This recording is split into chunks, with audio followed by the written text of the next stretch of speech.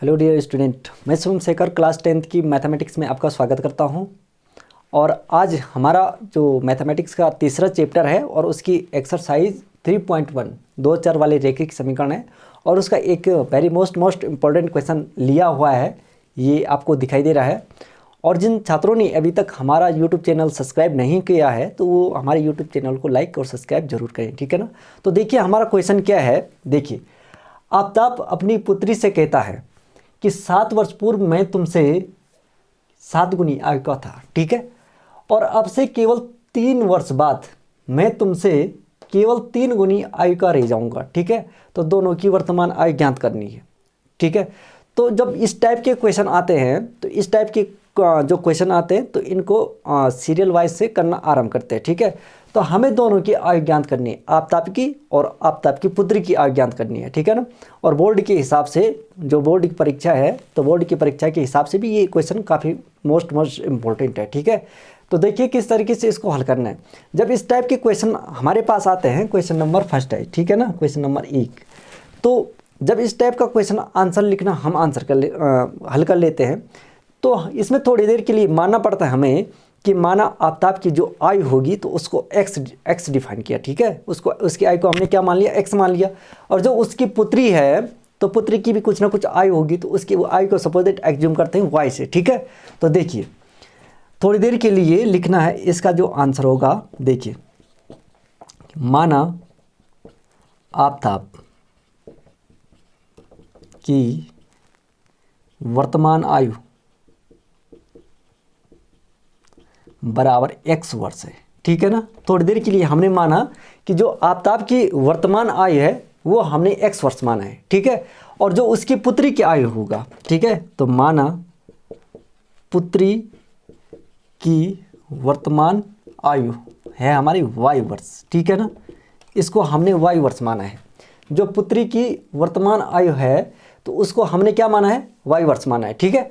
तो देखिए आफ्ताब की वर्तमान आयु हमने x वर्ष माना है और उसकी पुत्री की जो वर्तमान आयु होगी उसकी y वर्ष माना है, ठीक है। अब जब हमने इतना मान लिया, x वर्ष y वर्ष मान लिया, ठीक है, इन दोनों की आयु को, ठीक है। अब इस आधार पे ऐसे जो सवाल चलते हैं इनको लिखते हैं कंडीशन वाइज, ठीक है।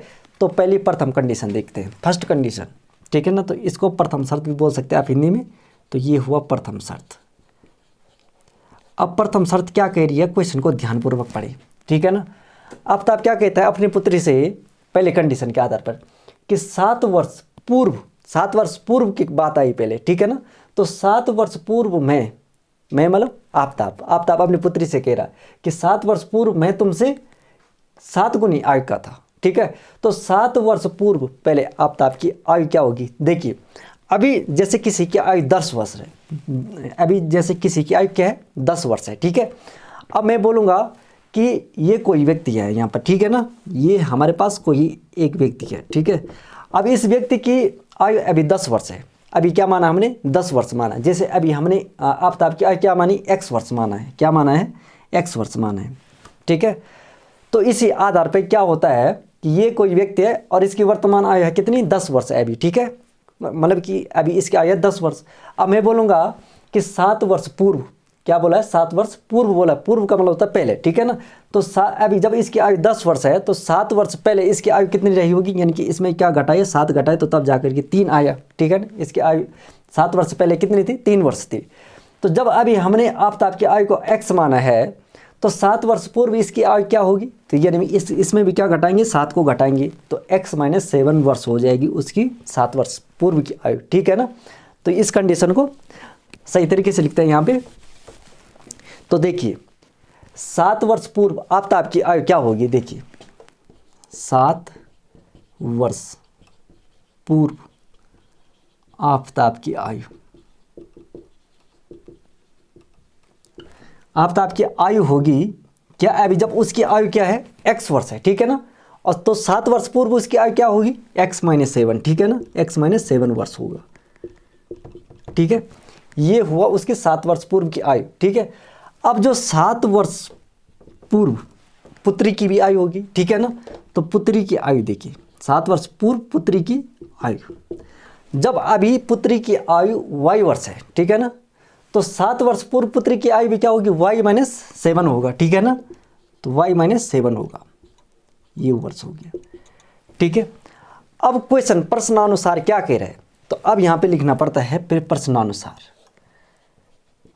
प्रश्नानुसार देखिए प्रश्न के आधार पर क्या कह रहा है। देखिए आफ्ताब ने अपनी पुत्री से कहा कि 7 वर्ष पूर्व मैं तुमसे 7 गुनी आयु का था, यानी कि 7 वर्ष पूर्व आफ्ताब की आयु है, ठीक है ना। तो क्या था उसकी आयु x-7 थी। किसकी आयु, ये आफ्ताब ने कहा। इस आफ्ताब ने अपनी पुत्री से कहा, उसकी पुत्री कौन है इस समय, ये y-7 है। ठीक है, तो देखिए ये y-7 पुत्री है और x-7 क्या है, आफ्ताब है। तो इस आफ्ताब ने कहा अपनी पुत्री से, ठीक है ना, क्या कहा इसने कि 7 वर्ष पूर्व मैं तुमसे 7 गुनी आयु का था। कितनी गुनी आयु का था ये, अपनी पुत्री से आफ्ताब ने कहा, किससे, अपनी पुत्री से, कि मैं 7 वर्ष पूर्व तुमसे 7 गुनी आयु का था। ठीक है, तो ये पहले कंडीशन जनरेट हुई। अब इस कंडीशन को सही तरीके से लिखिए। ठीक है, तो देखिए ये इसको तो x-7 ही रहने दीजिए। ठीक है, और ये बनेगा 7y, ये बनेगा यहाँ से कितना बनेगा, 7 की मल्टीप्लाई y के साथ होगा तो 7y बनेगा, 7 की मल्टीप्लाई इसके साथ होगा तो -49 बनेगा। ठीक है, ये बस 749 हुआ। ठीक है, अब इस जो ये चर वेरिएबल है, ठीक है ना, तो वेरिएबल को एक साइड और कांस्टेंट को एक साइड कीजिए। ठीक है, तो x के साथ y को ले लीजिए, तो ये बनेगा x-7y, और इस अचर को आगे ले जाइए तो ये होगा -49, तो आगे है। ठीक है, और इसको उठा के आगे ले जाइए 7 को। ठीक है, तो ये बनेगा x-7y = -42। ठीक है ना, प्लस और माइनस आपस में क्या होते हैं, कैंसिल हो जाते हैं। ठीक है, तो -49 में से 7 गया तो कितना बचा, -42 बचा। तो इसको इक्वेशन नंबर फर्स्ट रखिए।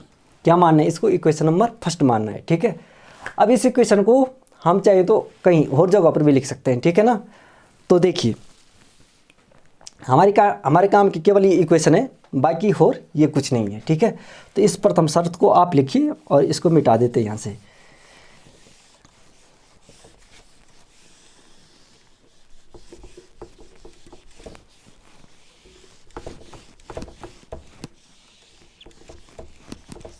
देखिए जो हमारी काम की इक्वेशन है वो केवल ये है। ठीक है ना, अब इस इक्वेशन को मैं यहाँ पे लिखता हूँ, इस इक्वेशन को यहाँ पे लिखने का प्रयास करता हूँ मैं। ठीक है ना, तो ये है x-7y = -42।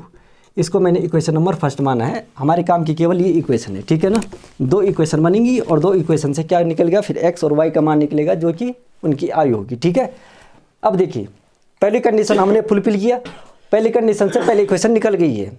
अब देखिए द्वितीय शर्त, द्वितीय शर्त क्या कहेगी, द्वितीय शर्त कह रही है पहली कंडीशन यहाँ तक थी तो ये फिनिश हुई। अब दूसरी कंडीशन क्या कह रहा है, अब से 3 वर्ष बाद, ठीक है ना, तो 3 वर्ष बाद, पहले इसी लाइन को पढ़िए यहाँ से, अब से 3 वर्ष बाद, ठीक है ना, तो 3 वर्ष बाद क्या होगा, आफ्ताब की आयु भी होगा। ठीक है, और 3 वर्ष बाद क्या होगा, उसकी पुत्री की भी आयु होगा। ठीक है, तो यहाँ देखिए 3 वर्ष बाद आफ्ताब की आयु, ठीक है ना, 3 वर्ष बाद आफ्ताब की आयु।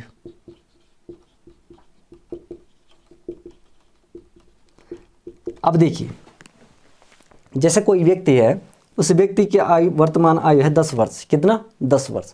मैं बोलूँगा कि 3 वर्ष बाद इसकी आयु कितनी होगी, तो इसमें कितना जोड़ना पड़ेगा, 3 जोड़ना पड़ेगा, तभी जाकर तो ये 13 वर्ष होगा। ठीक है, तो अब देखिए जब अभी आफ्ताब की वर्तमान आयु है x वर्ष, ठीक है, कितना है, x वर्ष है, तो आफ्ताब की आयु 3 वर्ष बाद कितना होगा, तो यानी कि x+3 होगा। ठीक है ना, इसमें भी 3 जोड़ना पड़ेगा, जैसे 10 में 3 को जोड़ा तो तब इसकी आयु कितना हुआ, 13 वर्ष हुआ।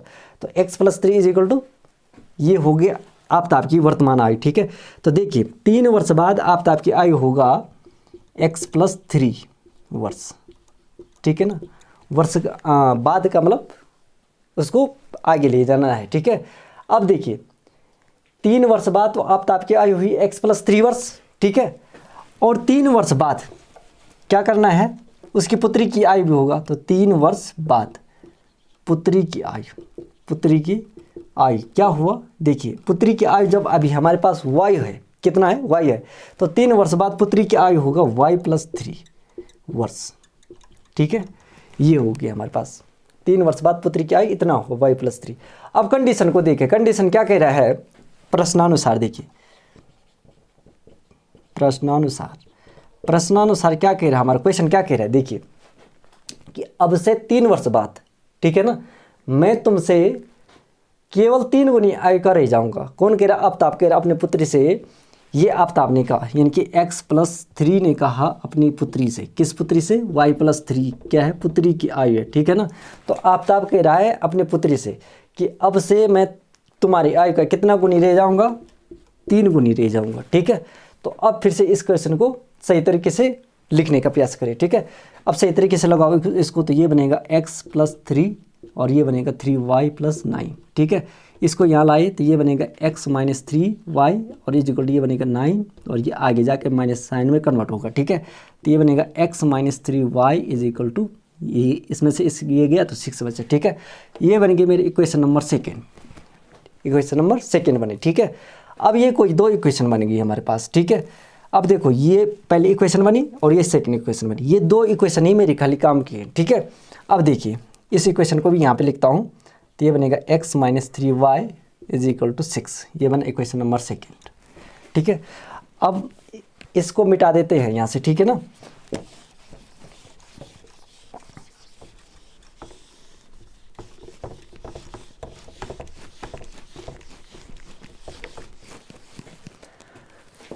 अब देखिए जो ये पहली इक्वेशन निकली और सेकेंड इक्वेशन निकली, ठीक है ना। अब देखिए यहाँ से x और y का मान निकालना है, ठीक है ना। अब देखिए यहाँ से देखिए जो पहली इक्वेशन है हमारे पास ये है इक्वेशन नंबर, समीकरण नंबर 1 से लिखना है आपने, ठीक है ना। आपने लिखना है समीकरण नंबर 1 से, ठीक है।